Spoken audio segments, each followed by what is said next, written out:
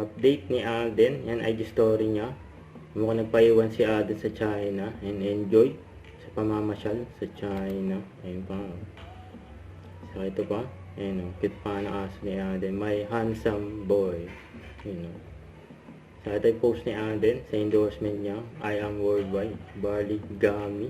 Ayun. Gwapo pa nga ng model. You know. So ito pa. For BYD. Grabe yung kotse oh. High-tech yan eh. Hybrid. Alden. Lagi siya yung kalokohan ko eh. Yan sabi ni Kylie. Hindi ako. So, si Alden. Sorry, Joe. Si Joe sa si Cara. Alden at Nadine. Number 1, cash. Kasi, ano eh.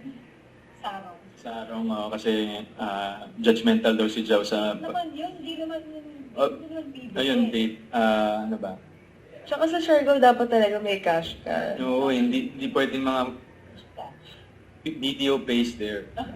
Exactly. May mga time na sabi ko... Exactly. Yes. Okay.